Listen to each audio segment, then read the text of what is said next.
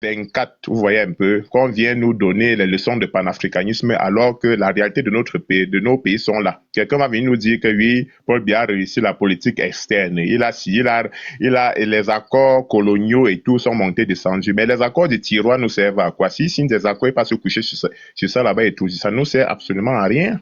Ça nous sert à rien. Pendant que les autres pays signent les accords et qu'ils pas de développer leur pays, lui signe pour lui pas se coucher sur ça.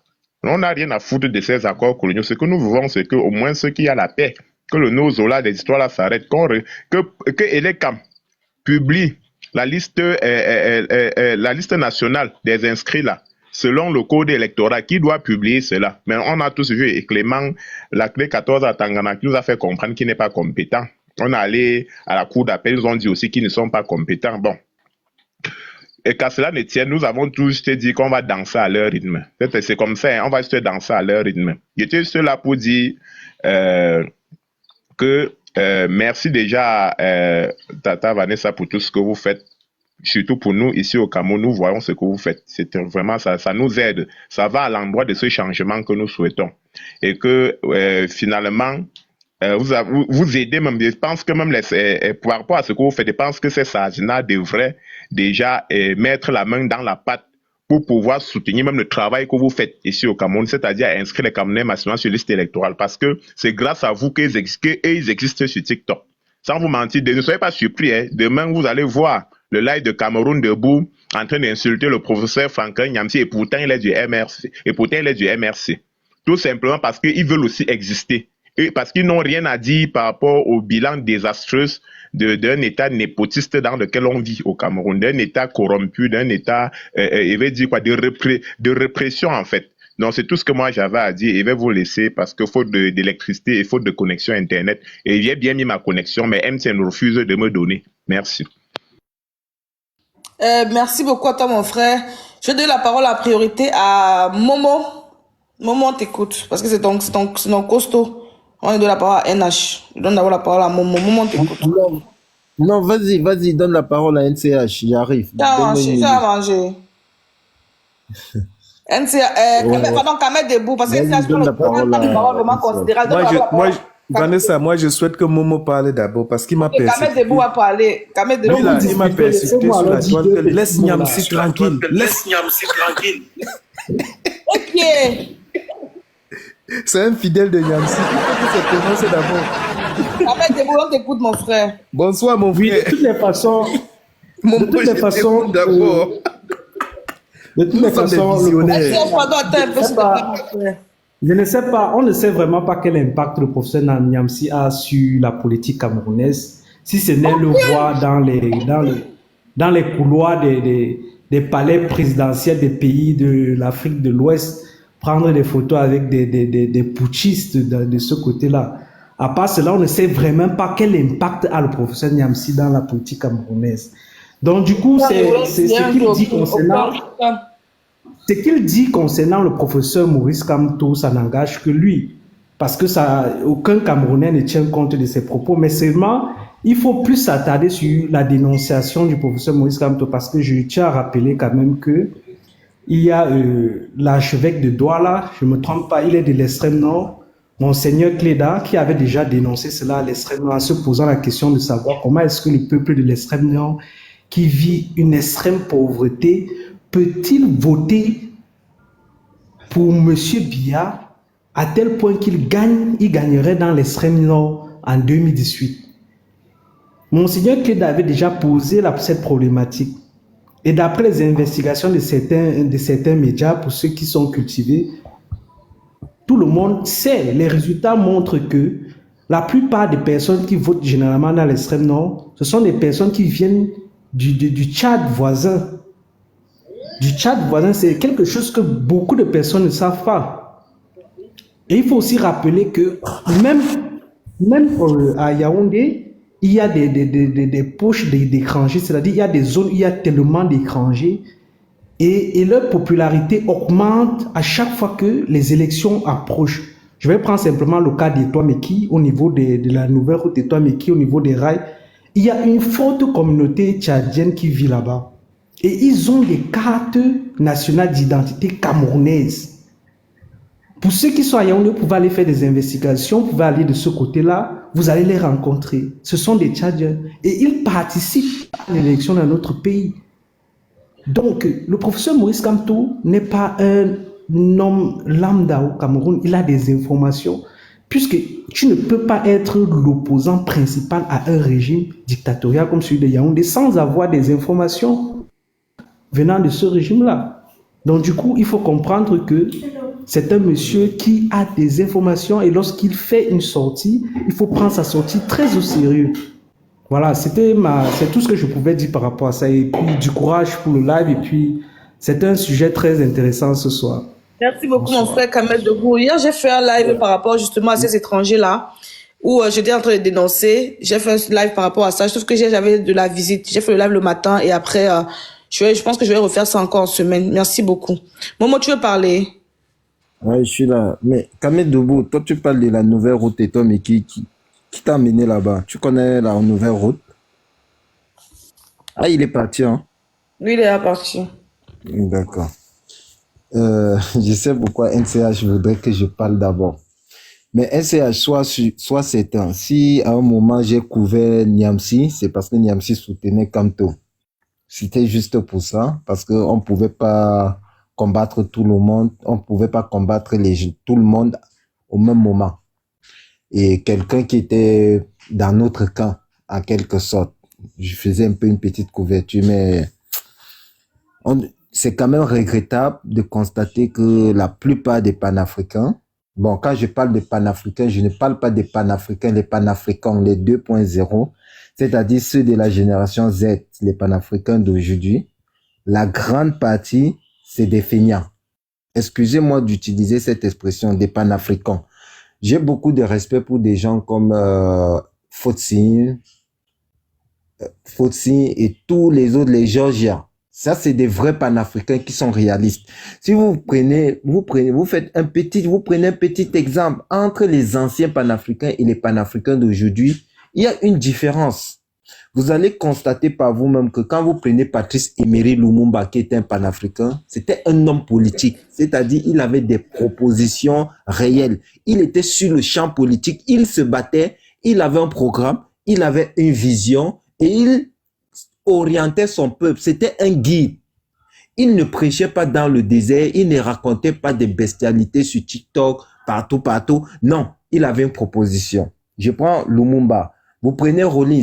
Rollins, lui aussi, il a été comme Niamsi, il est parti, il est devenu chef d'État. D'abord même, il mougoussait un peu Nathalie Yam. Je sais pas pourquoi Nathalie Yam n'a pas pris un exemple sur lui pour venir, pour comme lui. Vous prenez quelqu'un comme Ernest Wandji. Ernest Wandji, c'est un panafricain. Il était sur le champ politique. Il était vice-président de l'UPC et après il est devenu président. Il a même mené des batailles pour la libération du Cameroun. Ce que Franklin Nyamsi revendique aujourd'hui, Franklin Nyamsi peut faire comme Ernest Wandji. Il s'est fait aussi tuer comme Ernest Wandji s'est fait tuer quand même pour les Camerounais. Nous avons Moumié Félix, nous avons Oumniobé, nous avons Kwame Nkrumah. Voilà les véritables panafricains. Et d'ailleurs, quand on parle même du panafricanisme et même du kémitisme, il y a un socle qu'on appelle le Sénégalais, j'oublie même le Cheikh Anta Diop. Cheikh Anta Diop, au-delà des écrits, au-delà du colloque du Caire, Cheikh Anta Diop était un homme politique et Cheikh Anta Diop avait une vision pour son pays. Maintenant, on a fait à des personnes qui ont fait du panafricanisme un levier de marchandage, un levier de business. C'est ce que Kémy Séba appelait le parafricanisme. C'est-à-dire, on utilise le panafricanisme pour crier sur tous les toits.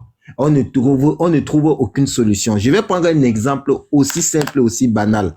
Prenons l'exemple sur le franc CFA. On vous dit que le franc CFA est le problème de tous les pays africains. C'est le problème du Cameroun. On ne peut pas goudronner les routes parce qu'on utilise le franc CFA. On ne peut pas faire les forages d'eau parce qu'on utilise le franc CFA. On ne peut rien faire au Cameroun. C'est même pas la faute à Paul Biya si le Cameroun a échoué. C'est parce que la France lui a imposé une monnaie coloniale qu'on appelle le franc CFA et la France retient les devises qui permettent au Cameroun de goudronner les routes. Vous faites seulement un constat aussi facile et aussi simple. Vous demandez, mais pourquoi le président Alassane Ouattara parvient à faire les routes avec le même franc CFA colonial et Paul Biya n'arrive pas à faire les routes. On vous dit que non. C'est parce que Ouattara a vendu l'Afrique. C'est parce que Ouattara, c'est l'ami de Macron. C'est parce que Ouattara couche avec Donald Trump. C'est parce que Ouattara, on commence à vous raconter les histoires qui n'ont pas de sens.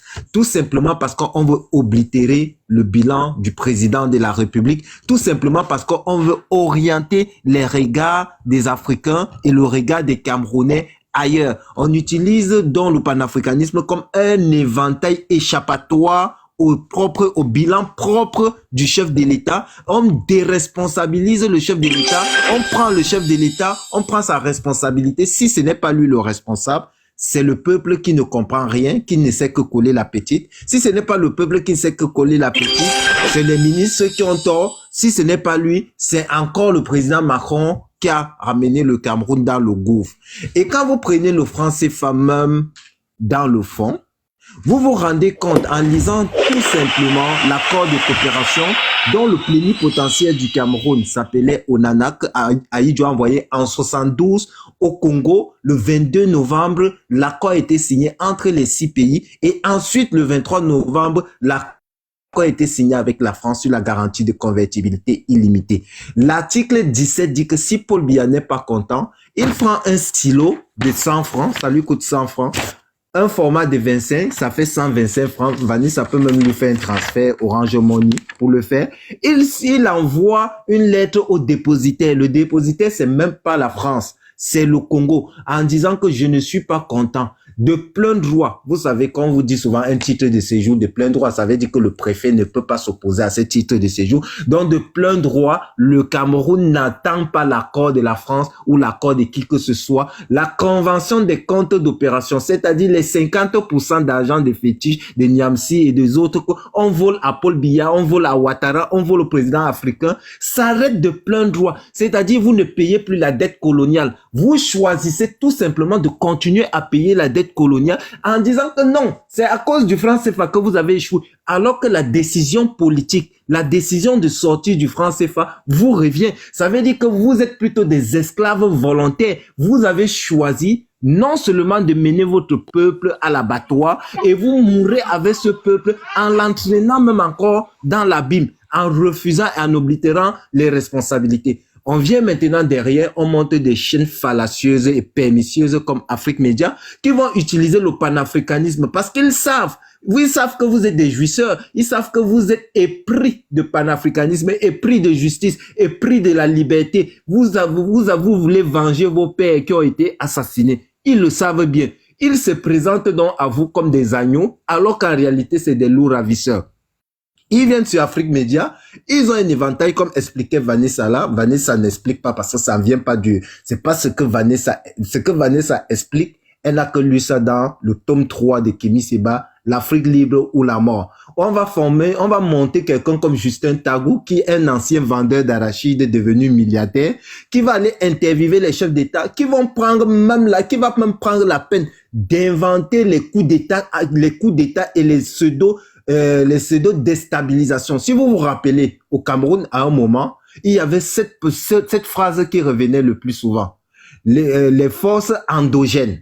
Les forces endogènes sont entrées en concubinage avec les forces exogènes pour déstabiliser le Cameroun. C'était un schéma bien organisé, bien orchestré par les dictateurs d'Afrique centrale. Et les forces endogènes, c'était les qui? C'était l'opposition. C'est les Kamto, c'est les Cabral Libi, et c'est tous ceux qui veulent proposer autre chose. Afrique Média fait l'effort de les faire passer pour des France-Africains, des forces déstabilisatrices qui sont des vendus, qui seraient rentrés en concubinage avec la France-Afrique, avec les États-Unis, dans le but de nuire. C'est-à-dire, Afrique Média n'est pas qu'une chaîne de communication, c'est une chaîne politique. C'est-à-dire, c'est une façon cynique de faire la politique, d'étiqueter et de rendre les Camerounais stupides même dans l'histoire. Donc, Afrique Média utilise cette politique qu'on appelle la politique de bouc émissarisation dans le but d'éloigner les Camerounais. Ils vont faire une ossature de la chose qui est réelle, mais derrière, ils vont faire des propositions fallacieuses. Donc, Paul Biya, pour le dire, Paul Biya n'a jamais été un panafricain. Oui, et je suis d'accord avec Franklin Nyamsi sur ce point. Paul Biya n'a jamais été un panafricain et le panafricanisme 2.0 qu'on nous vend sur TikTok n'a rien à voir avec le panafricanisme. C'est plutôt l'échappatoire des dictateurs. Si vous lisez Kémy Séba, vous allez comprendre. On a parlé peut-être du franc CFA et derrière, on va même vous parler encore des accords militaires, le partenariat de défense. Les mêmes qui défendaient Paul Biya hier disent aujourd'hui que Ernest Ouandji est un bandit. Si Ernest Ouandji est un bandit, pourquoi donc accuser la France encore aujourd'hui que la France serait responsable du sous-développement du Cameroun alors que Ouandji est un bandit? Les mêmes vont venir, ils vont vous dire que non, le Cameroun est sorti du partenariat de défense. Jean de Dieu Momo, un ministre quand même délégué à la justice, qui fait une telle déclaration, ça devrait attirer l'attention du peuple. Comment le Cameroun est sorti du partenariat de défense? Et les Camerounais eux-mêmes devraient simplement aller chercher, mais c'est quoi le partenariat de défense? De quoi parle-t-il? Que dit ce partenariat de défense? Article 28 du partenariat de défense, signé en 2009, ratifié au Parlement français en 2012, reconduite de façon automatique, on appelle ça tacite reconduction, pour les durées de 5 années. En 2012 plus 5 ans, on est en 2017, plus 5 ans, on est en 2021, 2022. Et il va falloir dénoncer l'accord. L'article 28 le dit. Si vous dénoncez l'accord, vous dénoncez une partie de... Momo, excuse-moi, je te coupe. Il a signé avec la Russie en 2022. Oh, flocage. Je continue. Là. Par tacite de reconduction, l'accord court. Ça s'appelle partenariat de défense. En 2022, Paul Biya a renouvelé un accord militaire avec la Russie. Ça s'appelle un accord de coopération et d'assistance technique. Pour NCH, qui est assez outillé en administration, il comprend, il sait de quoi on parle. Un accord de coopération militaire d'assistance technique, c'est comme un champ légal où vous décidez de vendre les armes et de faire une coopération. Ça, un partenariat de défense est un accord de défense. Faites très attention. En cas d'attaque du territoire camerounais, la France peut contre-attaquer. C'est ça qu'on appelle un partenariat de défense. C'est-à-dire l'ambassadeur de France. Quand vous voyez l'ambassadeur de France venir donner les nouvelles de Paul Biya, quand vous voyez l'ambassadeur de France au Cameroun qui est un général d'armée, ça doit vous interpeller. Donc faites la différence qui existe entre le partenariat de défense. C'est-à-dire, si on attaque mon territoire, on t'a attaqué. Allez lire ce partenariat de défense et allez lire l'accord militaire avec la Russie. Ça n'a rien à voir. L'accord militaire avec la Russie, c'est un accord de coopération, d'assistance technique. Un peu comme on a amené le colonel Sylvain, il est de quel pays? L'Israélien pour venir former le BI. Il finit de former le BI, il s'en va. La Russie vient, elle vous donne peut-être les armes pour telle chose, elle s'en va. Et la Russie a même déjà vendu quelle arme au Cameroun. Le Cameroun a déjà coopéré quoi avec la Russie depuis que c'est arrivé. Le Cameroun a son partenariat de défense avec la France. Et le boss au Cameroun, c'est la France. Si vous prenez dans le cadre du pétrole, vous allez partir dans le Nozo, mais qui contrôle tous les puits de pétrole? 90% des puits de pétrole dans le Nozo. On nous fait comprendre que c'est la France qui organise la déstabilisation du Nozo. Pourtant, c'est la même France qui détient tous les puits de pétrole que Paul Biya et Aïdjo leur ont donné. Perenco contient 95% des puits de pétrole dans le Nozo. On se pose donc la question de savoir, mais comment la France va déstabiliser ses propres intérêts? Parce qu'on veut faire passer une politique de bouc émissarisation, un sacrificiel aux Camerounais et ne pas oblitérer la vérité selon laquelle Paul Biya est parti tuer les anglophones, Paul Biya a violé les accords de 72, Paul Biya a pris les armes pour aller massacrer sa propre population, il a tué 20 000 personnes. On ne veut pas qu'on en parle. Et tout ça est né de la malgouvernance de Paul Biya. Et parce qu'il n'écoute pas les Camerounais. Il n'a qu'une seule arme. Le marteau, c'est un marteleur. Tout ce qu'il sait faire, c'est frapper avec le marteau. Donc voilà, par exemple, voilà 3 exemples que je prends que certains panafricains camerounais ne veulent pas mettre ça en lumière. On nous dit aussi qu'il n'y a jamais eu de base militaire française ou américaine au Cameroun. Je parle sur le contrôle des NCH parce que c'est un administrateur. Au Nord Cameroun, à la base du croix 201, au Nord Cameroun, il y avait 450 soldats américains. Ils faisaient quoi? Ce sont eux qui formaient les soldats camerounais pour combattre Boko Haram. À cause de certaines exactions, ils sont partis. On a dit que non, ce sont eux qui voulaient déstabiliser. Jusqu'à Nathalie Yam a inventé un avion qui vient s'arrêter. On essaie où un soldat grimpe. Où elle était même là pour voir ça comment. Où elle a même déjà... Je ne sais même pas si Nathalie Yam a déjà même vu les militaires en train de faire la formation. Je ne sais même pas si celle-là, elle a déjà vu comment les militaires, on dit que sauter le saut à la corde, quoi. Peut-être elle n'a jamais même été dans un camp militaire, mais elle explique des choses qu'elle elle ne comprend même pas et qu'elle ne connaît pas. Tout simplement parce qu'elle va encenser Paul Biya. N'est-ce pas cette Nathalie Yam qui disait que le Cameroun n'a jamais eu de base militaire? Comment elle reconnaît encore qu'il y a eu 450 soldats américains dans le Nord Cameroun? On vous parle de la base militaire française au Gabon, les éléments français du Gabon, constitués de 900 soldats. Donc cette base militaire est subdivisée en 4 parties. Il y a une partie qui se trouve dans votre pays, à Douala, qu'on appelle la mission logistique. Cette mission logistique constitue certes de 16 personnels, 16 personnels, mais c'est la partie la plus utile de cette base militaire française, parce que quand les Français vont en guerre, quand les Français veulent déployer le matériel de guerre partout, ils utilisent la base 201 de Douala pour aller ailleurs, pour aller combattre, comme ce fut le cas avec la mission Sangaris, escorté par l'armée camerounaise. C'est-à-dire, on va utiliser l'espace aérien camerounais pour aller attaquer des pays et autres. Voilà le rôle que le Cameroun joue. Et pire encore, le président de la République étant un peu intelligent, je vais le dire, étant un peu malicieux, va dire à ces soldats français de ne jamais mettre la tenue. Si les soldats français ne mettent pas la tenue en territoire camerounais, ils sont escortés par l'armée camerounaise. Ça veut dire que le Cameroun est complice de ce qui se passe. Et pourquoi le Cameroun se cache derrière comme un serpent pour ne pas dire que oui, nous avons accepté cela et nous les avons escortés. Ils disent qu'ils ne mettent pas la tenue. S'ils ne mettent pas la tenue, ça veut dire que Paul Biya a décidé lui-même officiellement d'appeler les agents de la DGSE, les agents secrets français, pour venir opérer en sol camerounais en toute discrétion. Ça, il faut le dire aux Camerounais. Et que les gens vont venir nous dire, non, on va venir débattre sur le sexe déjà. Déjà même commencer à débattre si Paul Biya est un panafricain. Lui-même, Paul Biya dit que lui, il est le meilleur élève de la France. Mais il est l'élève de la France du côté négatif, dans le tribalisme, dans le népotisme. Il est le bon élève il est l'élève de la France dans la division du peuple. Mais si c'est l'élève même de la France pour construire l'autoroute, non, il n'est pas l'élève de la France pour construire l'autoroute. Au moins qu'on est l'élève même de la France, on doit pouvoir construire les autoroutes avant même de faire le mal. Aïdjo, lui, au moins, il construisait les autoroutes. Paul Biya a pris le pouvoir, le Cameroun avait la Camship. Camship avait 3 bateaux. Demandez à Paul Biya où il a mis les bateaux. À Nathalie Yam, est-ce qu'il faut être panafricain pour avoir les bateaux? Paul Biya a coulé les bateaux. C'est dans son ventre et c'est dans les greffes de Chantal Biya. Demandez à Paul Biya que la Camer est devenue quoi? Ouattara est un France-africain. Ils ont une compagnie aérienne qui a 13 avions. Le Cameroun, ces avions sont où? Ils sont partis en Chine. Ils ont acheté 2 avions pour arroser les champs. On leur a donné un 3e avion cadeau. On a dit prenez ça, partez avec. Ça arrose les champs au Cameroun. Qui peut rentrer dans l'avion du Cameroun? Même Ferdinand Ngongo lui-même refuse de prendre Camer. C'est moi qui vais aller prendre ça. Mais vous êtes un peu malade. Donc il va falloir que nous réveillons et que nous regardons les choses en face.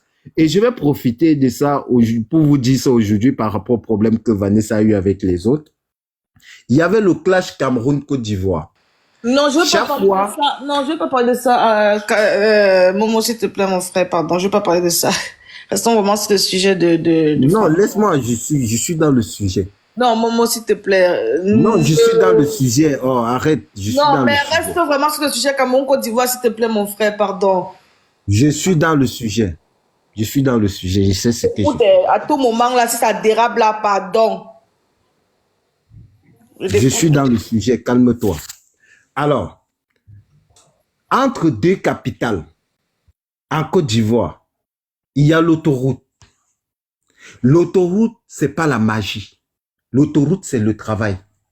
Tu vas, tu t'endettes, tu construis l'autoroute. L'autoroute permet de desservir des choses. Ça peut aussi, les routes peuvent permettre de desservir des bassins agricoles. Des gens vont venir vous expliquer, j'ai écouté Dr Yam, qui vient quand même vous expliquer que non, la route, ce n'est pas le développement. Il y a quelqu'un qui expliquait l'autre jour que tellement la vie est tellement... Pour prendre un camion de Douala pour aller au Tchad, on vous demande 2 millions. On vous demande 2 millions, pourquoi? Parce qu'il y a je sais pas si c'est les nids de poules, les nids d'éléphants en route, parce que le chauffeur ne sait même pas s'il va arriver. Il préfère maintenant aller contourner vers la Guinée équatoriale, contourner dans d'autres pays, parce qu'il y a les routes qui ont été construites. Le Congo a construit sa route. Les gens préfèrent aller contourner au Congo pour aller au Tchad, parce qu'on ne veut plus passer au Cameroun, parce qu'on a tout détruit. Est-ce qu'il faut être panafricain pour le faire? En fait, pour développer son pays, il y a une seule chose. Il faut être patriote. Si vous dirigez un pays que vous n'aimez pas, vous ne pouvez pas développer ce pays. Et pour développer son pays, il faut avoir la légitimité. Paul Biya ne vous doit rien parce que vous ne l'avez pas élu. Quand vous allez élire votre président, ce président travaillera pour vous. Un président qui sera élu par le peuple sera forcément panafricain parce qu'il sera tenu par le peuple et ce peuple sera souverain. Donc, je profite pour vous dire, allez vous inscrire massivement sur les listes électorales. Choisissez le président Kamto. Moi, je le dis, j'oriente mes votes. Choisissez le président Kamto. Et si Kamto se déroule du chemin qu'il vous a demandé de suivre, celui des États-Unis d'Afrique centrale, celui du développement du Lion, celui de l'éducation, celui de la diplomatie économique, vous pouvez attaquer Kamto. Comment vous expliquez aux Noirs que vous, les Noirs, Sadina, vous allez chercher les Antillais, vous allez même chercher le passeport de Vinicius pour qu'il devienne Camerounais. Vous dites à un autre Camerounais qui a eu la nationalité, un bon Bassa qui mange le coq sucré ou qui mange le coq Bassa, vous lui dites qu'il n'est plus Camerounais. Et vous expliquez ça comment? Bon, je m'arrête là, Vanessa, merci. Ok, Momo, c'est bien. Non, NCH, s'il te plaît, je pourrais que les mamans là prennent d'abord la parole avant, pardon, mon frère. Non, s'il te plaît, NCH, je pourrais que les prennent la parole. Parce que toi, tu vas prendre aussi la parole, tu prends des temps de parole aussi un petit peu conséquents et je ne veux pas te couper. Donc, je vais donner la parole à Maman Flocam, s'il vous plaît. Bonsoir, Vaneshou. Bonsoir, maman. Ouais. Wabalok, pardon. Wabalok, laisse-nous comme ça, Wabalok. Laisse-nous. Tu as détruit les enfants. Je pleure, moi, Bogon, alias Betty la Camille, parce que il les a dégoûtés de tous les combattants. Martin Tayo, il a mis... On l'appelait le boulanger. Il disait qu'il était le boulanger, hein, et qu'il vendait les pains bénis. Je vous dis, il était devenu pasteur. Le monsieur Silla.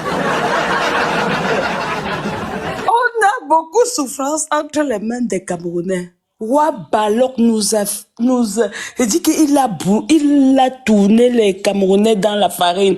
Il les a malancés, sortis en bouillon, sortis en pain.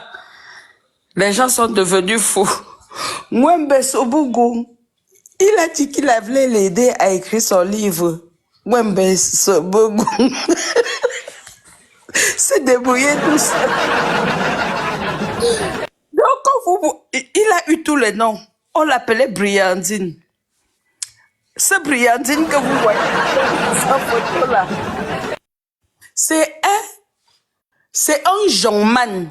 Quand il avait Jean, je vous dis Jean, les bouteilles de whisky jusqu'à envoyer. Quand il avait Jean, il prenait les cerveaux des jeunes Camerounais. Où les Camerounais ont quoi à vouloir?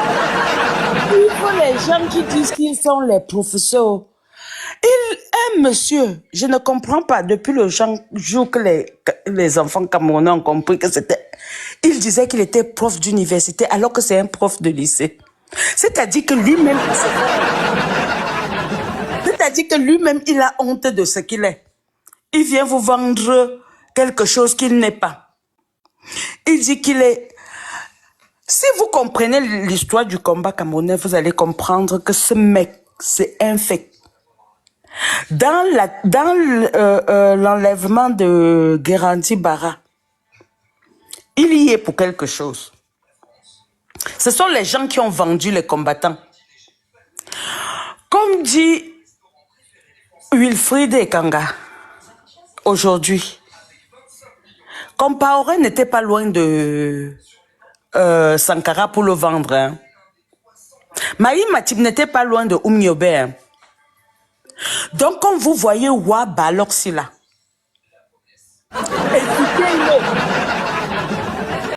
c'est-à-dire que quand il fait les lives sur Camto, c'est Camto est vendeur. Et vous aviez vu un homme aussi prostitué que Wa Balok. Quand tu... Oh, Vanessa, tu vas me tuer. Parce que ce monsieur, quand un homme fait le push, il devient son ami.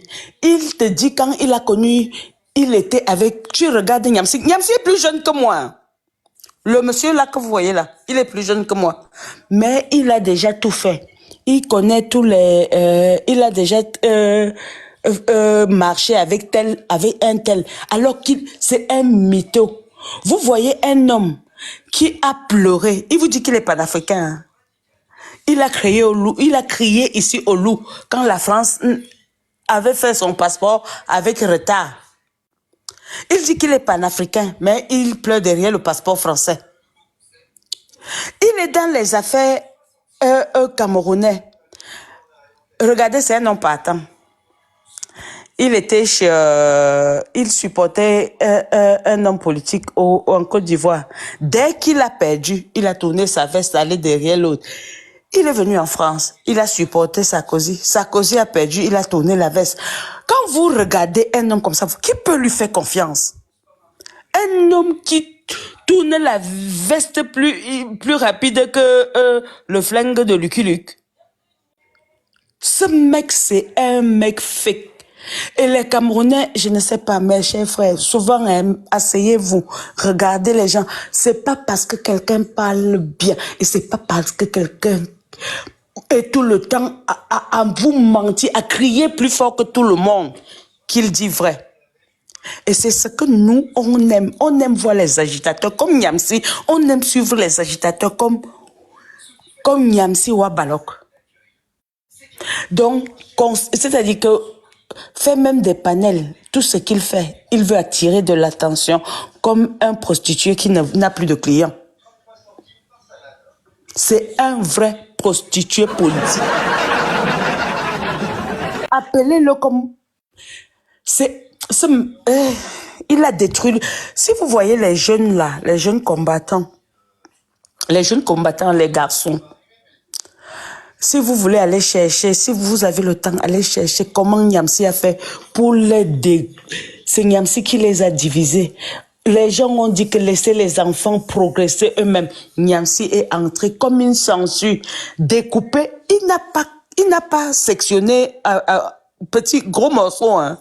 Il a commencé par petit bout, couper 2 personnes, les monter contre les autres, couper, monter. On a attiré nous, on était là, on voyait. Déjà, quand il parle, ça me fait... Je ne l'ai jamais suivi plus de 15 minutes parce que je n'aime pas les gens qui râlent. Ce monsieur, c'est un destructeur. Et je suis contente parce que beaucoup de combattants l'ont vu aujourd'hui. Parce que quand on vous parle ici, quand je vous dis que méfiez-vous des gueulards, méfiez-vous des gens qui veulent toujours avoir le dernier mot. Ce n'est pas les gens qui veulent toujours avoir les derniers mots qui ont raison. Ce n'est pas eux qui ont raison. Il faut le laisser se gesticuler comme il gesticule. Mais ce monsieur, pardon, Dieu a entendu nos prières, qu'il s'est montré avant que les élections 2025 ne commencent. Parce que il s'est déclaré, les petites miettes qu'on a données là, il va finir en restaurant, en boisson d'ici quelques temps. Et il va encore essayer de faire quelque chose. Donc, merci. Et Vanessa, tu sais que tu es ma fille. Donc, pardon, c'est bien comme tu as vu Bawa Balok, qui ne vous a pas encore embrouillé. Les jeunes, soyez vigilants. Les hommes, soyez vigilants. Pardon, je laisse. Merci beaucoup, maman, pour ta prise de parole. Je donne la parole à Tata Sylviane. Désolée les hommes, mais je donne la parole vite aux femmes parce qu'elle ne dure pas longtemps. Je sais que vous, quand vous allez prendre là, en plus, c'est pas n'importe quel homme, mais c'est NCH, c'est Maglist, eux, c'est parti au moins pour 45 minutes de prise de parole. Ok, bonsoir Vanessa, bonsoir tout le panel. Quand je suis entrée dans ton panel, j'ai vu Wabalo, j'ai seulement dit que le Titi, il a fait du combat un mêlé, mais le Chelsea, il est d'abord entré, mais nous étions amis. Moi, je l'écoutais. Hein. On était tous à l'église des peurs spirituels. On allait manger ça. Il appelait ses réunions les conférences. Et il était derrière sa vieille bibliothèque avec plein de vieux livres, et les cacas de souris derrière. Mais nous, on était là, on écoutait le prof, il nous endormait. Donc, il est entré progressivement dans le combat. Moi, je me rappelle la première alerte que j'avais vue, c'était quand il est arrivé ici aux États-Unis. On avait des combattantes qui marchaient beaucoup à la Maison Blanche ici et là, pour rencontrer les sénateurs, les autorités ici aux States. Donc, quand il est venu, je crois que c'était le moment de rencontrer l'une de ces autorités. Je sais pas lequel des autorités c'était. Est-ce que Maureen peut me rappeler si elle se rappelle l'autorité qu'il fallait voir? Donc lui, il est parti devant. Il a pris le devant. Donc devant l'autorité, il est allé passer devant, un peu comme si il était à l'origine de tous les travaux que ces combattants avaient fait. Donc c'est un type qui aime bien voler la vedette aux gens. Et il ne savait pas que les choses allaient se passer au Cameroun. Donc, quand il a vu qu'il y avait du fort au Cameroun, il s'est précipité pour entrer dans les groupes de la base et tout ça là.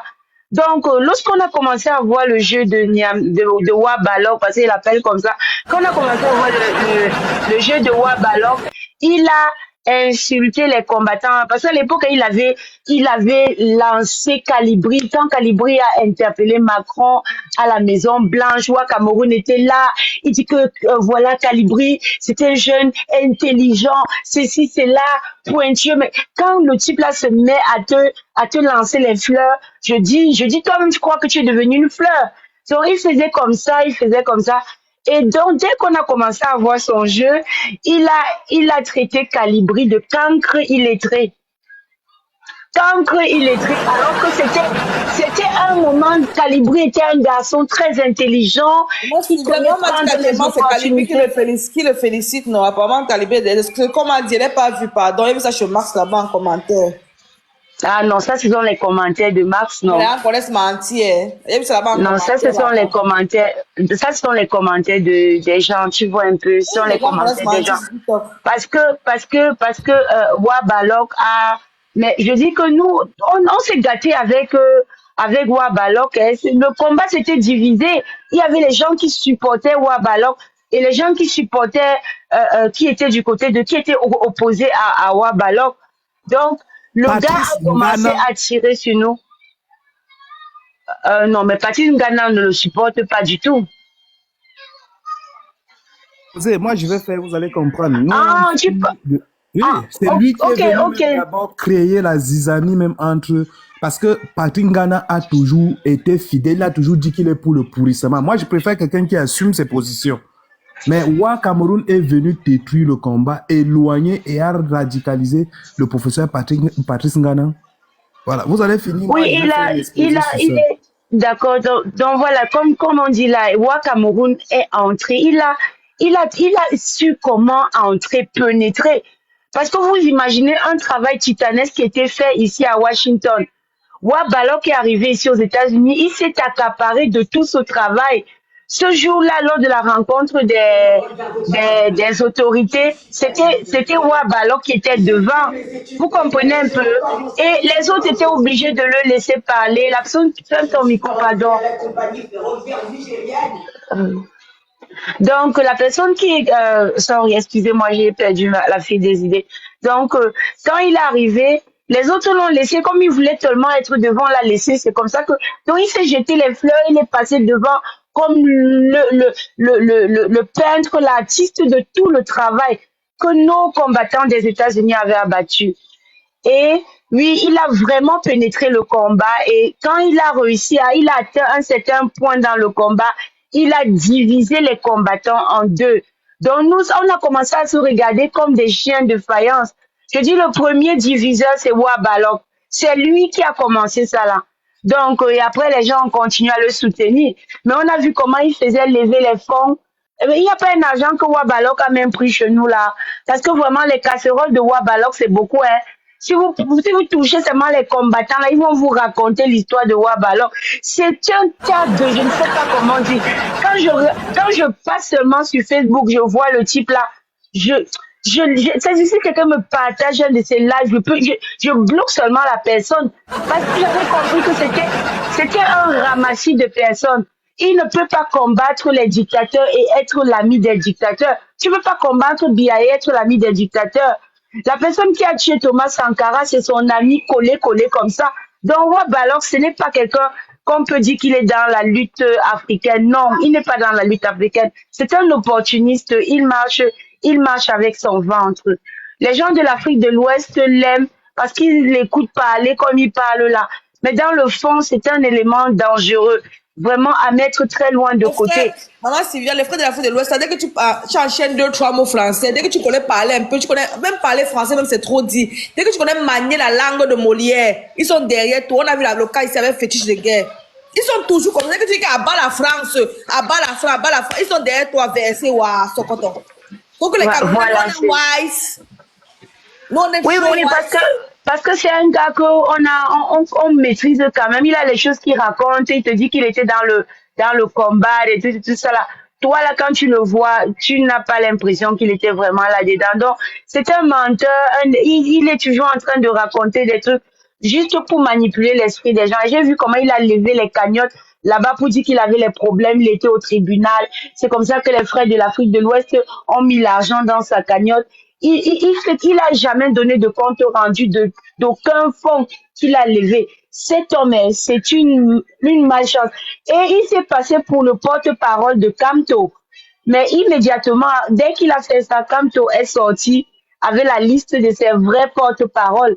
Pourquoi? Parce que Wabalok n'a jamais été le conseiller, excusez-moi. Il avait dit il était le conseiller spécial de Kamto.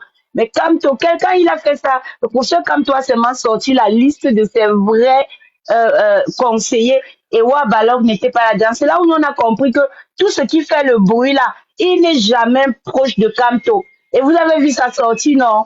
C'est ça. Il s'est trahi tellement, il a essayé d'entrer dans Kamto, il n'a pas pu. C'est pour ça qu'il sort maintenant comme ça. Bon voilà, j'en ai terminé. Hein. Vraiment, que NCH nous déroule son histoire. Merci. Voilà, merci, enfin. Et je vais vous faire jouer 2 vidéos. Et après, je vais pousser mon allocution. Et je vais dire à tous les Camerounais, je mets quiconque au défi. Il y a des poissons. Sylvain, désolé, le truc qui sonne là souvent est en train de sonner. Donc je pouvais pas. Il y a des gens qui sont maudits, mais qui It's okay, no. Lui-même, il a expliqué la notion de la félonie. Je sais que lui là, c'est le Platon, c'est le Socrate de l'AES. Et il découvre les intellectuels. Mais lui ne fait pas partie des crèmes fraîches de la connaissance au Cameroun. Il n'est même pas classé parmi les 1000 intellectuels de mon pays. Mais chez les autres là, c'est une référence. Actuellement, il est en train de manger, savourer son porc là-bas dans les palais en Afrique de l'Ouest. Je vais vous dire, le félon, le poison de toutes les luttes. Le monsieur arrive et je vais donner les références. Lui là, la personne qui sert de trait d'union entre lui et le RDPC, c'est une écrivaine camerounaise mariée à un ministre dont je préfère taire le nom. Pour ceux qui savent lire et qui connaissent bien le pouvoir au Cameroun, allez faire les recherches et vous allez retrouver. Il est venu pour tuer la lutte. À un moment donné, vous avez vu le félon là, le Socrate de l'Afrique de l'Ouest là. Il était venu avec le nom où il disait, il se faisait passer à l'époque quand les histoires de Ayoub Tabé chauffaient. Il avait pris le nom Oua CCC ou Cécici Sekou Il avait pris le nom de Ayoutabé pour coller à son nom, toujours pour escroquer. Et un jour, le professeur Nganang a posé un problème. Nous sommes dans un débat, dans un combat. Moi, je me déplace des États-Unis, je paye mes billets moi-même avec mon argent et tout ça. Est-ce que tu t'es déjà déplacé pour un événement où tu as dépensé dans tes propres poches là, puisque tu es engagé, c'est pour le développement du pays. Parce que chaque fois que le monsieur s'est déplacé pour les luttes, il levait le fonds, il prenait de l'argent aux pauvres Camerounais. Voilà leur désaccord. Et je préfère un intellectuel qui s'assume. Ghana a été clair, il est parti. Il a été ici au Cameroun, il est parti dans le Nozo. Quand il est sorti de là, étant au Cameroun, c'est un homme courageux. Je peux ne pas aimer tout ce qu'il a déjà fait, mais pour le courage, là, il a dit si on me donne l'arme avec la balle, là, je mets ça sur la tête de la personne parce que la souffrance que j'ai vue dans le Nozo, là, c'est inadmissible. Étant au pays, ce n'est pas un peureux. Il n'est pas derrière l'écran avec les livres pour bluffer. Il a dit ça. Il a été attrapé et jeté dans les prisons infestes. Après ça, il est sorti. Moi, je préfère, ça ne veut pas dire que je partage tout ce qu'il dit. Je préfère quelqu'un qui s'assume. Il a toujours dit qu'il est pour le pourrissement. Alors, moi, vous allez écouter le philosophe Félon. Sa position même, comme vous dites que vous êtes dans la lutte pour le panafricanisme et que c'est lui c'est lui avec son pain spirituel là. Écoutez le monsieur. Ça ne dure pas, c'est 14 secondes seulement. Après, je coupe, je vous fais jouer encore l'autre. Nous avons un seul ennemi. Ce n'est pas la France, ce n'est pas l'Occident. L'ennemi que nous avons, c'est notre propre irresponsabilité d'Africains envers nos propres peuples, que nous n'avons pas appris à suffisamment respecter. Nous avons... Il dit ici que l'ennemi, ce n'est pas la France. Ce n'est même pas, ce ne sont pas les Occidentaux. C'est parce que nous ne prenons pas nos responsabilités. C'est lui qui le disait hein, à l'époque là. Et le même monsieur, aujourd'hui là, c'est lui qui se balade partout, il vous dit que le problème même de l'Afrique là même, c'est même la même France là. C'est le même monsieur hein, et il est applaudi. Vous allez écouter, à l'époque quand il parlait des intellectuels camerounais, et quand il indexait, parce qu'il parlait ici des gens de Dieu Momo de Afrique Média et consorts, le langage qui tenait. Et vous allez me dire que ce qu'il reprochait aux Camerounais, où on a détourné les Camerounais là, Afrique Média a détourné, quelle est la différence entre ce que lui il reprochait et ce qu'il fait actuellement? Vous allez me dire, on écoute ça, ça ne va pas être long, après je vais pousser mon allocution. J'aime parce qu'il y a des choses que quand on dit, il ne faut pas qu'on invente. On doit appeler chien, chien et chat, chat. Bon, voilà, nous sommes là. J'ai voulu briser la glace d'un mensonge qui s'est répandu notamment, et dont beaucoup d'intellectuels originaires de l'Afrique centrale, d'où je viens, je suis originaire du Cameroun, beaucoup d'intellectuels sont coupables. Coupables de s'être mêlés de la crise ivoirienne sans prendre la peine d'en analyser toute la procession historique, toute la procédure historique, d'en analyser tous les tenants et les aboutissants, d'en respecter toutes les victimes, y compris celles évidemment du camp éventuellement qu'on déteste. Dans l'histoire de l'Afrique, la Côte d'Ivoire est le seul pays, avec l'Afrique du Sud, qui ait réussi à vivre, à survivre, à se construire avec pratiquement 30% de sa population originaire de l'étranger. C'est-à-dire que la Côte d'Ivoire est le pays où se joue la possibilité d'une Afrique continentale, la possibilité panafricaine.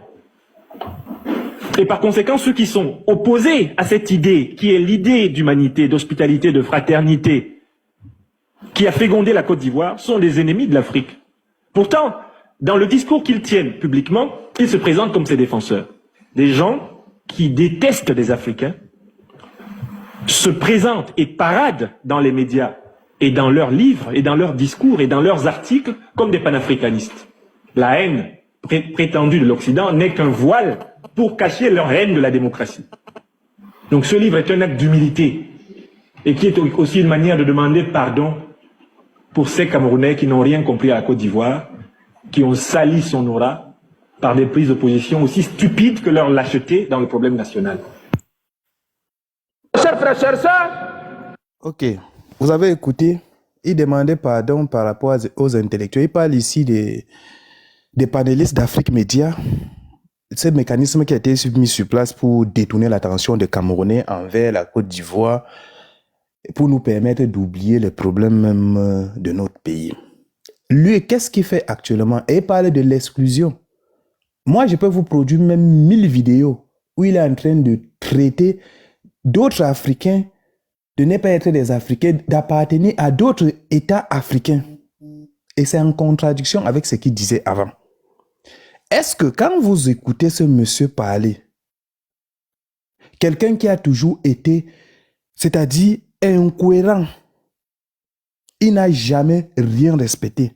C'est pour ça que je disais à tout le monde, moi je sais lire quand je vois une personne, un roublard. Pour ceux qui doutent là, la dame a parlé tout à l'heure du rapprochement entre monsieur Nyamsi et Blaise Compaoré. J'ai leur photo ici en audience. Et j'ai encore, quand on parlait de l'extradition de François Compaoré qui est en France, j'ai encore l'article de Nyamsi sur Mediapart qui soutenait bec et ongle qu'on ne doit pas extrader le frère de Blaise Compaoré parce que ce sont eux. Parce qu'il est innocent. Il ne faut pas qu'on utilise ça, les aspirations politiques pour fragiliser un homme intègre comme François Compaoré. J'ai encore ça, ces articles-là. Mais c'est lui aujourd'hui. Et à la sortie de l'audience avec Blaise Compaoré, j'ai encore ces publications qu'il soutenait Blaise Compaoré. Et c'est le même, j'ai encore ces audios où il soutenait le mouvement de Blaise Compaoré à l'époque quand il y avait conflit avec Thomas Sankara.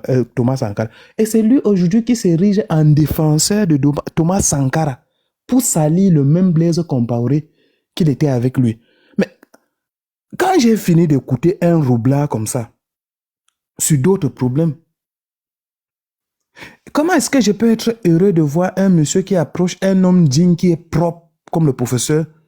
Parce que je savais déjà ce qui devait arriver. Regardez un peu, on est en train de sortir, le professeur est en train de déconstruire. Et j'avais dit aux gens qu'il faut préparer les esprits au vol qui va se passer. Que tout le monde sache que voilà les manœuvres que le pouvoir en place est en train de faire pour conserver le pouvoir. Moi, j'avais dit ça. On prépare les esprits à ça. Vous allez voir chaque fois que le professeur fait une sortie sur les problèmes qui touchent notre pays pour édifier les Camerounais, il faut discréditer. Et les gens qui doivent discréditer, c'est ceux qui se disent qu'ils sont adeptes, ils veulent qu'il y ait changement au Cameroun. Comment on peut vouloir le changement et discréditer celui qui est le porte-flambeau même de notre lutte, notre référence aujourd'hui? Ce sont les gens qu'on a envoyés pour fragiliser la lutte. Et moi, je dis, nous sommes d'abord très nombreux et on connaît les problèmes qu'on a. On veut le changement. Ce n'est pas lui, un panafricaniste, il s'est dit panafricaniste, un pseudo-panafricaniste qui a pleuré, il a passé tout son temps quand on a retardé la reproduction de son passeport et il a dit que je ne peux pas accepter qu'on m'arrache ce qui m'est le plus cher. J'ai souffert. Donc, il pleurait de sa nationalité. Il dit, ils ne vont pas me faire ce qu'ils ont fait à Kémy Séba. Moi, je répète ces mots. Hein. Donc, il n'est pas prêt à se débarrasser de son passeport Bordeaux. Mais quelqu'un qui veut mener une lutte noble, si tu estimes que tu ne veux pas y rester, mais moi, je connais des gens qui ont décidé de quitter certains pays pour aller s'installer ailleurs. D'ailleurs, vous dites que vous êtes enseignant d'université. Les pays que vous soutenez aujourd'hui, là, moi, je pense que vous pouvez rendre un service à ce pays. Vous pouvez aller là-bas enseigner la philosophie. Votre philosophie, là, vous pouvez les enseigner ça et nourrir votre famille.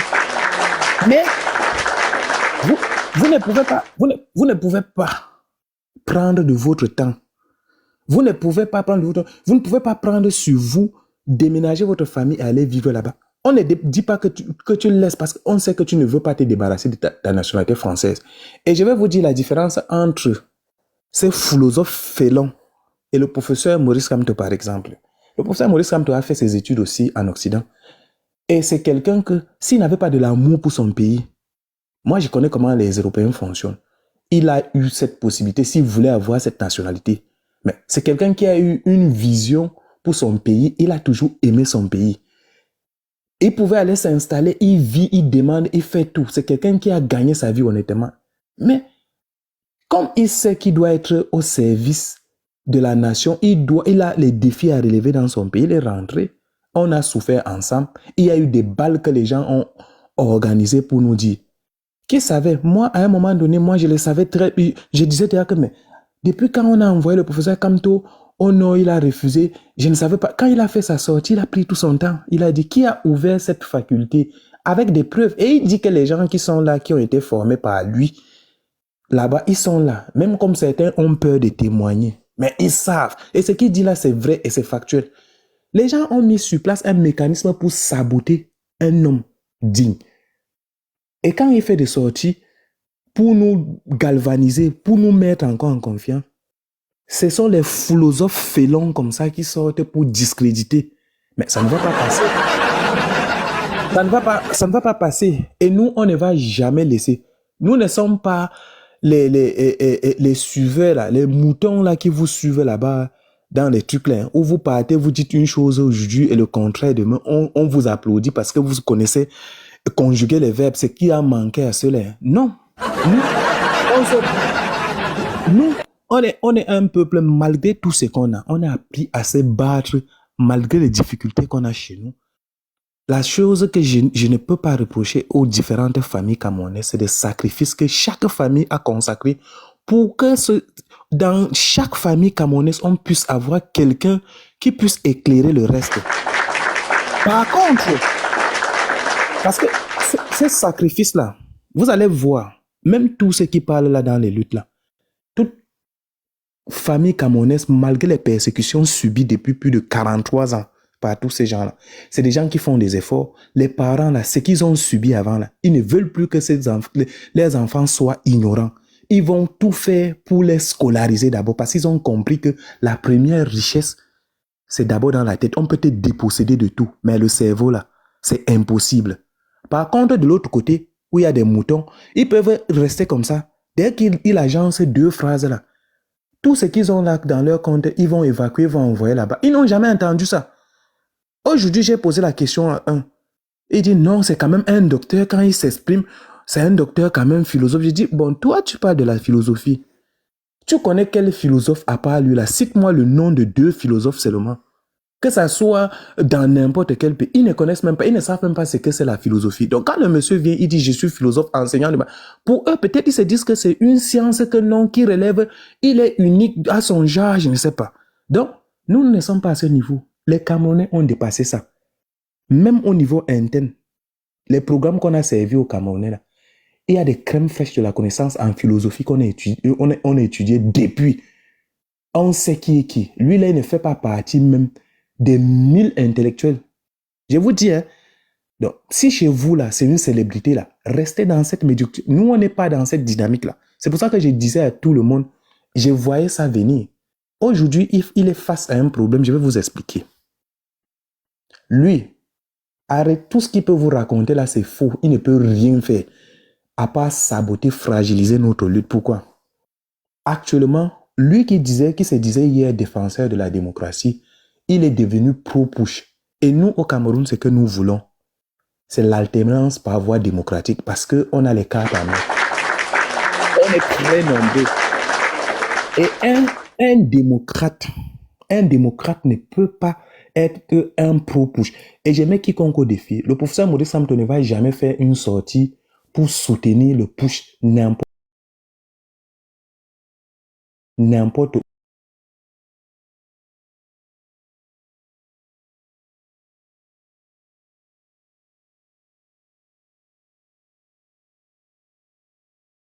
Dès que le MS va battre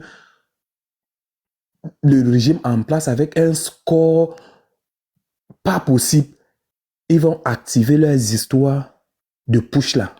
Et un autre militaire félon va venir eux-mêmes là, les mêmes Niamsi, ils vont venir soutenir ça. Nous, on veut tuer ça. Et vous qui étiez là, tous ceux qui ont soutenu le félon qui soutenait les pushs là, ça va être difficile pour vous quand on dit de soutenir les pushs au Cameroun. Vous ne pouvez pas dire que non, nous ne voulons pas de push alors que vous soutenez ça ailleurs. C'est là-bas qu'il a berné tout le monde. Il a amené ceux qui pouvaient partir, mais nous, on a vu ça de loin. Nous sommes des démocrates. On croit à l'alternance sans ça. Tous les obstacles qu'on a, les pièges qu'il y a eu, le professeur a déjà traversé tout ça. C'est un stratège. Et quand il fait ces sorties-là, c'est quelqu'un, c'est comme un messie. Il connaît. Donc les pions qu'on pousse là, c'est quelqu'un qui a fini avec depuis. Quand vous sortez, il a déjà anticipé tout. Même lui là, le philosophe là, le Platon de l'Afrique de l'Ouest là, il ne comprend même rien actuellement de ce qui se passe. Il a approché le professeur, il a tout fait.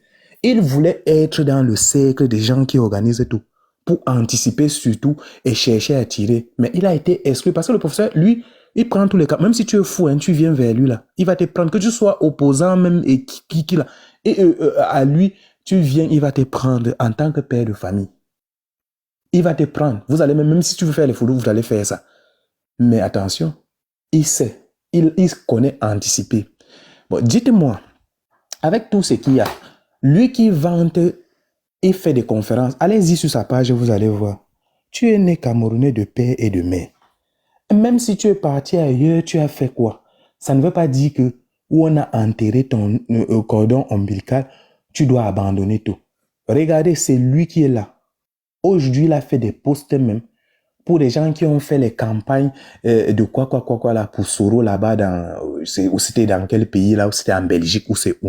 Allez-y voir le nombre de posts qu'il peut faire concernant l'Afrique de l'Ouest. Nous là, tout ce qui se passe en Afrique de l'Ouest, qu'est-ce qui peut nous aider, nous, pour le changement au Cameroun? On peut tirer quel profit? C'est pour ça que j'interpelle ici tous mes frères là. Nous ne sommes pas, la chance qu'on a, on n'est pas comme ceux-là qui suivent là-bas bêtement, que quand tu dis déjà que pain spirituel, je connais l'université d'éveil de conscience. Quand ils comprennent ça, ils se disent qu'ils ont affaire à un messie qui est tombé du ciel avec une connaissance qu'ils n'ont jamais entendue. Mais nous vivons de ça depuis. On nous puge avec la connaissance depuis le bas âge. Ce n'est pas aujourd'hui, ce n'est pas lui là qui peut nous intimider. Il y a des gens qui sont agrégés avant même d'atteindre son âge parce que lui, il se donne les titres même. C'est quelqu'un qui vous dit ce qu'il n'est même pas. Donc, il est d'abord frustré pour ça. C'est pour dire quoi, en conclusion, pour tous ceux qui sont là. On va se mobiliser, on va faire tous ceux qui vont venir là, les obstacles qu'il y a devant nous. Parce que l'autre blanc, ce n'est pas seulement ça, vous allez voir.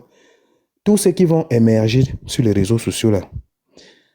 Le régime en place va envoyer les billes là pour les anéantir. Moi, je vous ai parlé dernièrement de monsieur Céleste là, avec une façon de museler le monsieur qui sont partis, où maintenant, il sera obligé de jouer le neutre parce que non, il ne faut pas montrer la position. Non, soit tu es avec le peuple, soit tu n'es pas avec le peuple. On ne joue pas. Et c'est nous qui valorisons tout le monde. On peut décider de te mettre en haut aujourd'hui. Demain, si on veut te mettre en bas, on va t'enfoncer jusqu'au fond. Et toutes ces célébrités du Cameroun là, ça ne sert à rien, même si tu es intelligent plus que qui, même si tu as quoi? Si tu n'as pas de l'amour pour les populations et si tu ne compatis pas par rapport aux souffrances des populations camerounaises, c'est que tu as démissionné. On te considère comme quelqu'un à part entière. Et vous avez suivi dernièrement, pour ceux qui écoutent souvent les sorties de ce monsieur, il a partagé un truc que j'avais suivi. J'ai dit non. Ne nous entraînez pas dans ça. Faites des choses. Heureusement que quand il a fait ça, les Camerounais n'ont pas relayé ça. Il était déjà en train de faire comprendre au régime militaire au Gabon que si vous apprenez que je suis à Yaoundé, cherchez déjà à faire vos bagages avec votre petite armée. Le Gabon, c'est un pays souverain. On n'est pas là pour agresser un pays, pour partir faire installer qui que ce soit. Non. Nous sommes les légalistes. Ce qui concerne le Gabon, ça concerne le Gabon. Nous, on veut d'abord gérer le Cameroun. Et les propos qui tiennent sur le Gabon, là, il ne peut même pas oser avec le Cameroun. Il ne peut pas vous donner un plan de déstabilisation. Il ne peut pas mener une campagne militaire même s'il faut déstabiliser pour ça. Pourquoi? Parce qu'il n'y va pas de leur intérêt. C'est des gens, les bras obscurs du régime en place. Et c'est par là que je veux chuter, Vanessa. Prenez un exemple, vous tous qui êtes là. Nous, à l'université, on était convaincus. Mais moi, je disais toujours à mes amis que je doute. Tout le monde savait que Mathias Ouonangini était avec le peuple. Il faisait des conférences où il disait même que non. Il montrait l'état de la société. Il montrait comment le pouvoir a brisé le pays et tout ça. Mais qu'est-ce que nous avons constaté après? C'est le même qui a pris un virement à 90 degrés. Et tous ceux qui disaient que non, lui là quand même, non, il parle mal. Même son père, il a dit que non, ceci, cela. Mais c'est lui qui est actuellement vice-recteur à Yaoundé 1. Et c'est lui qui roule en TSL. Bon, il a donc mis le peuple où? C'est des gens qu'on a fabriqués, ça prend du temps, c'est des gens qui savent comment ils fonctionnent. Nous, ne voyez pas le philosophe comme un opposant. Vous voyez celui-là comme un pion qu'on a envoyé encore pour nous déstabiliser, mais ça ne va pas passer comme il pense. Hein. Les lives là, moi je suis sûr, Vanessa, je suis sûr à 90% que les gens qui suivent ce monsieur-là, sur 100 éléments, 90 viennent de l'Afrique de l'Ouest là. Et on connaît de quel pays cela vient. 90. Aucun Camerounais. Nous, il y a ce qu'on appelle le port de cerveau qui est obligatoire pour déconstruire une personne. Tous les mensonges qu'on a passé le temps à pomper au Cameroun, est-ce que c'est quelqu'un qui vient enseigner aux Camerounais qu'on vous a fait ceci, cela? Tout ce que tu fais là, Vanessa, ça c'est pour nous dire, pour nous rappeler en permanence ce qui nous attend. Mais beaucoup de Camerounais connaissent déjà ce qui se passe en termes de souffrance.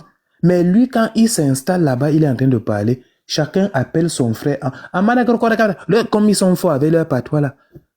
Et tout ce qu'il va raconter là, quand il fait ses lives. Et ils prennent ça comme la parole de Dieu, de l'évangile. Ils n'ont jamais vu. D'évangile sans vérifier. Oui, ils n'ont jamais vu une personne avec une telle éloquence s'exprimer. Donc quand ils écoutent ça, ils sont étonnés. Ils se lèvent comme ça là. Ils disent, chacun arrive, ils se regardent là. C'est comme ça qu'ils sont. Donc, en fait, et quand ils s'étonnent comme ça là, mais ils ne savent pas que devant Vanessa, quand Vanessa voit ça, quand un roublard comme ça s'exprime, mais Vanessa ne va pas seulement comprendre ce que le monsieur. Vanessa va aller en profondeur. Tu comprends un peu? Donc, je vous dis, chers frères, mobilisons-nous. Nous avons une occasion en 2025 à ne pas traverser. L'heure n'est pas à la distraction. Lui, il peut faire ce qu'il a fait. Ce n'est pas ça qui va nous faire changer. Vous avez vu comment les pions que notre champion est en train de déployer partout. Moi, je n'ai jamais vu quelqu'un qui est constant. Quelqu'un qui a l'écoute du peuple comme lui. C'est-à-dire, vous avez parlé, vos pions, que aller aux élections, il a boycotté la bêtise. Et c'est vous qui parlez chaque jour de lui. C'est vous qui dites que... On a comme impression que c'est lui qui est au pouvoir et que le parti au pouvoir est dans l'opposition. Et pourtant, ce n'est pas le cas. Vous dites que nous n'avons pas d'élu, nous n'allons pas partir aux élections parce qu'on n'a pas ceci. Vous détaillez tout. Nous, on dit oui, laissez-nous faire nos choses. C'est notre problème, mais vous avez plus mal. Donc, c'est pour dire que la peur a changé de camp. Et cette dynamique-là, ils veulent briser ça. Ils ont essayé avec le tribalisme, ça les a dépassés. Ils activent d'autres choses. Et merci mon frère NCH, pardon. Voilà, ils activent. Laisse-moi chuter. En moins d'une minute même. Ils activent d'autres choses, ça ne passe pas. Et je vais interpeller chaque fois qu'ils vont envoyer leur SBI là. Prenez ça et on fait de ça un débat. Parce qu'il y a tous les éléments là, ils oublient. Quelqu'un est venu nous dire, j'étais à moins d'une minute, quelqu'un est venu nous dire que l'autre n'était pas, ce n'est pas un héros, c'est un bandit, parce qu'il était combattu par, il a donné deux noms, des généraux ou c'est colonels, les généraux, Semengue et un autre là. Cherchons donc à voir clair dans la carrière de ceux-là. Qu'est-ce qu'ils ont reçu? Ils étaient de quel camp? Ah oui. Et qu'est-ce qu'ils sont devenus par après? Pourquoi on ne fait pas, les médias du Cameroun là ne font pas les débats sur ça? Pour voir de quel couloir cela a été. C'est ça qui doit nous interpeller pour qu'on comprenne aujourd'hui. Donc sur ce, je m'arrête et je dis à tout le monde, vive le changement dans la paix et vive notre champion, notre guide, C'est ça notre pain spirituel. C'est tombé comme ça. On a vu l'homme cohérent et vive le peuple camerounais, qui est un peuple debout et un peuple très... On peut nous reprocher tout, mais le côté là, on réfléchit, on sait où on va. Et le changement qu'il y aura au Cameroun cette année-là, ça sera du jamais vu. Merci. Merci.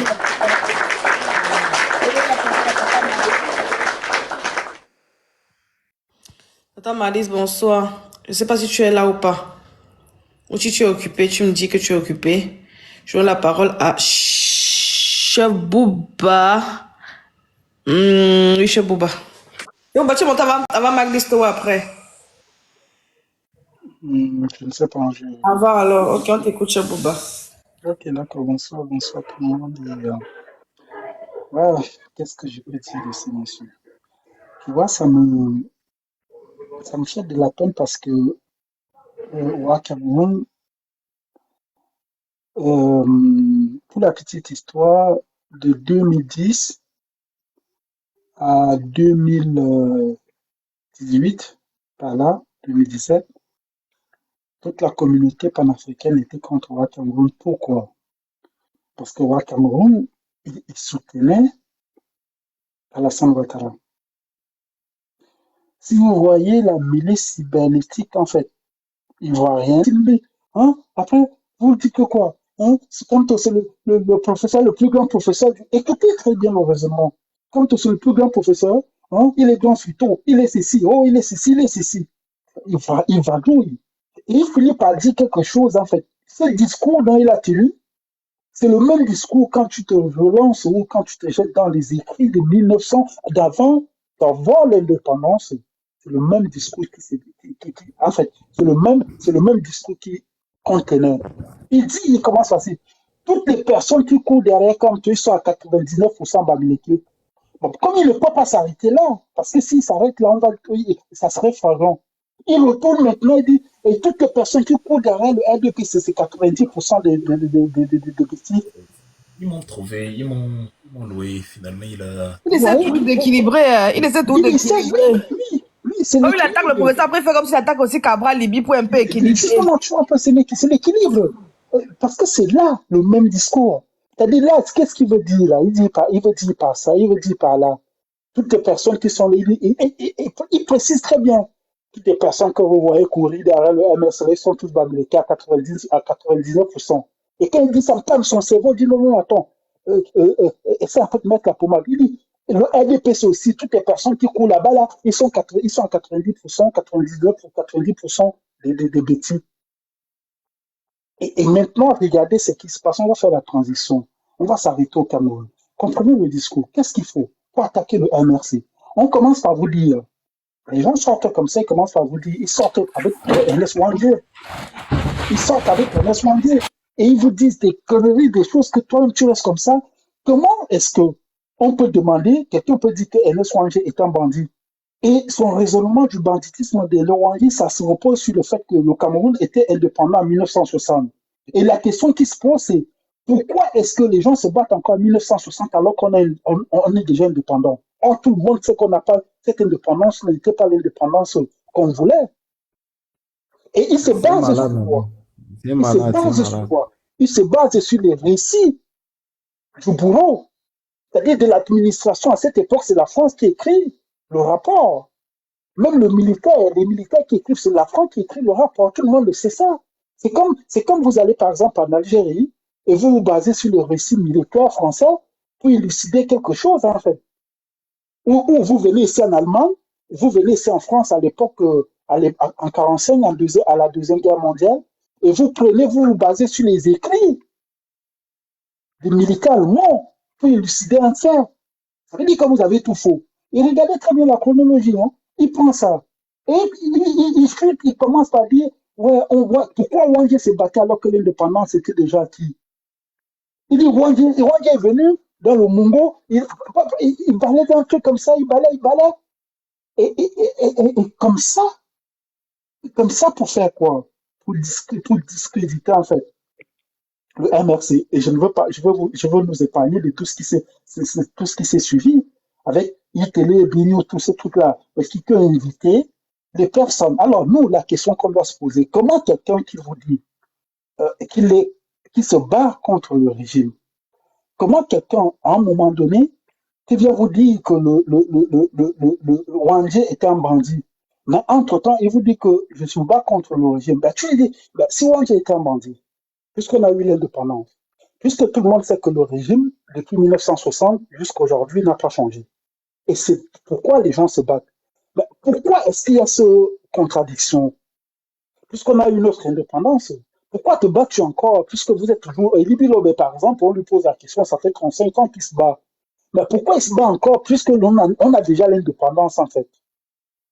Et le SDF a aussi fait de ça, là. Excusez-moi, hein. Ben oui, c'est ça le parti politique, hein. Il était dedans. Pourquoi se bat-il? On pose la question. Et ça revient ici en France, en fait, que vous allez trouver ces intellectuels qui sont à la recherche de quelque chose. Vous avez le docteur Boli, le professeur Boli, qui a commencé, qui tire sur les gens. Le MSC, les gens n'ont même quoi, Lui qui tire sur le MRC. Et quand il va tirer sur le MRC, écoutez très bien, Vanessa, c'est quand même un truc de malade. Hein. Voilà une masse, c'est-à-dire le peuple qui se lève pour se battre pour le Cameroun. Et parmi ces peuples, parce que les gens n'ont pas compris la pensée. Il y a le professeur Kanté qui a écrit un livre, Le genre de la pensée, qui a parlé véritablement de la pensée et de la violence, en fait. De la violence de la pensée. De la violence quand vous subissez une violence, en fait.